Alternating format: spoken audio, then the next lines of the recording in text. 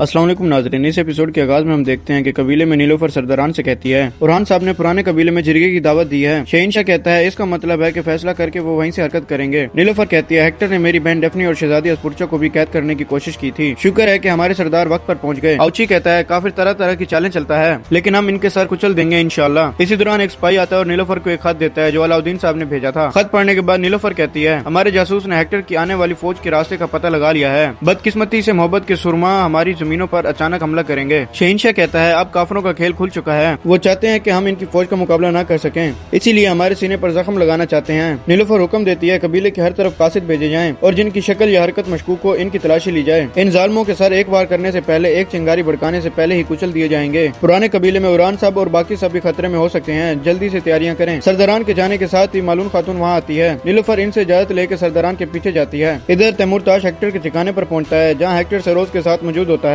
सरोज को देखते ही तैमूरताश थूक देता है और कहता है अब तुम्हारी वफादारी अपनी रियासत से नहीं बल्कि मोहब्बत की सुरमा से है। सरोज कहता है मेरी वफादारी हमारे दिन और हमारी कदीम जमीनों से है, इतना काफी है कि बुरसा और इज़्निक तुर्कों के हाथ न लगे। तैमूरताश आगे बढ़ते हुए कहता है तुम्हारी नाअहली की तलाफी के लिए ताकत चाहिए। हेक्टर कहता है तुम मशरिक से और हम मगरिब से एक ही ताकत के खिलाफ लड़ रहे हैं, जब हमारा हदफ इस्लाम को खत्म करना है तो हम इत्तेहाद क्यों न करें। फिर मंजर तब्दील होता है और हम देखते हैं फातिमा अस्तबल में होती है जहाँ हलीमा इसके पास आती है। फातिमा फ्लादिउस की सोचों में गुम होती है। हलीमा कहती है बाजी मैं कब से तुम्हें बुला रही हूँ, क्या खैरियत है, आपके हाथ नई नवेली दुल्हन जैसे क्यों हैं। फातिमा कहती है हलीमा मैं कबीले पहुंचकर बताऊंगी, तुम बताओ क्या तुम दरसुन तक पहुंच पाई। हलीमा कहती है पहुंची थी लेकिन वो अपनी हालत पर खुश है, जरा सा भी उदास नहीं, हंसी मजाक कर रहा था। फातिमा कहती है लेकिन तुम उदास हो गई हो है ना। हलीमा कहती है नहीं मैं बिल्कुल उदास नहीं हूँ। फातिमा कहती है तुमने दरसुन का चेहरा देखा, दरसुन तुमसे इसलिए हंसी मजाक कर रहा था ताकि तुम उदास ना हो, इंसान जिसे चाहता है उसे दुखी नहीं देख सकता। हलीमा कहती है बाजी हर तरफ खतरा मंडरा रहा है, मैं बैठकर दरसुन के बारे में नहीं सोच सकती, अभी चलो। इधर तैमूरताश हेक्टर से कहता है अपने दुश्मन को कमजोर करने के लिए मुझे इत्तेहाद की जरूरत है, लेकिन उरान मगरिब में जब तुम्हारे साथ उलझा हुआ होगा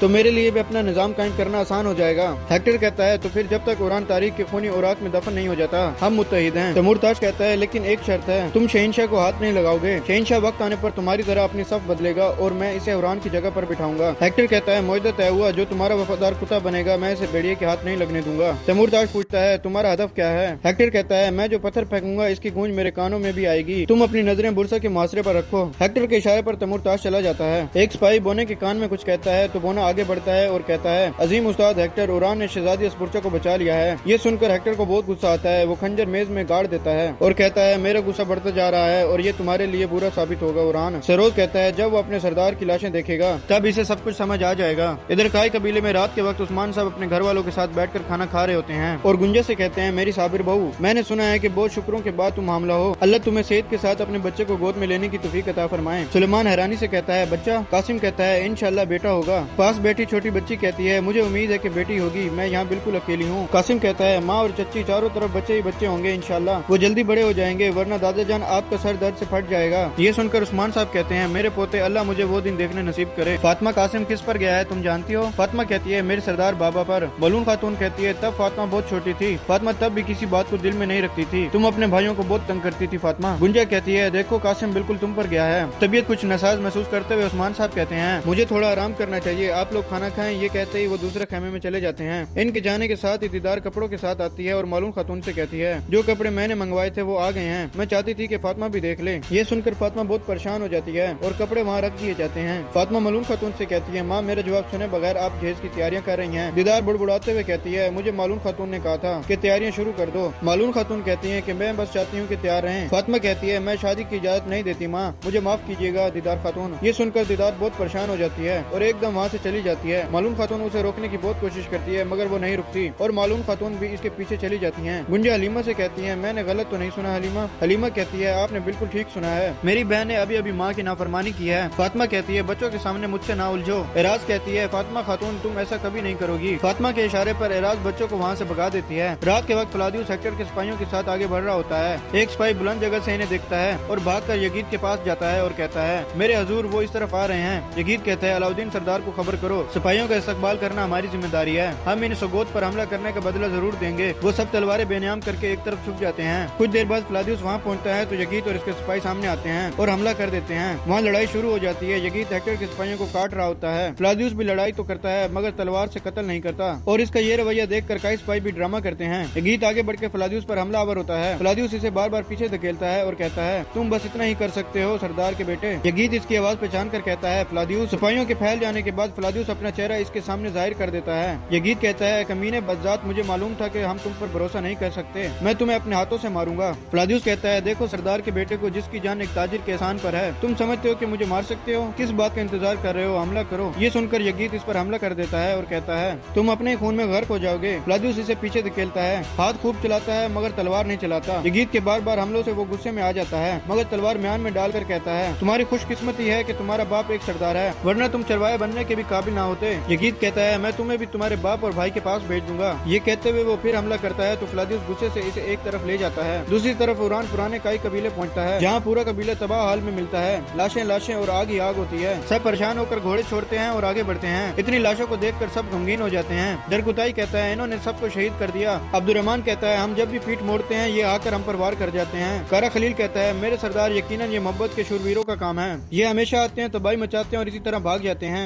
कबीले का मंजर देखकर डेफनी बहुत खुश होती है। खैमे के सामने पहुंचते ही उरान देखता है सरदार अब्दुल्ला जख्मी हैं और खांस रहे हैं। सब भागकर इसके पास पहुंचते हैं। उरान इसे सहारा देते हुए पूछता है आप सबके साथ ये किसने किया, मुझे बताओ ये किसने किया? सरदार अब्दुल्ला कहता है मोहब्बत के शूरवीरों ने। ये सुनकर उरान को बहुत गुस्सा आता है। सरदार सुंगूर की लाश भी वहीं पड़ी होती है और उरान बहुत परेशान और गमगीन नजर आता है।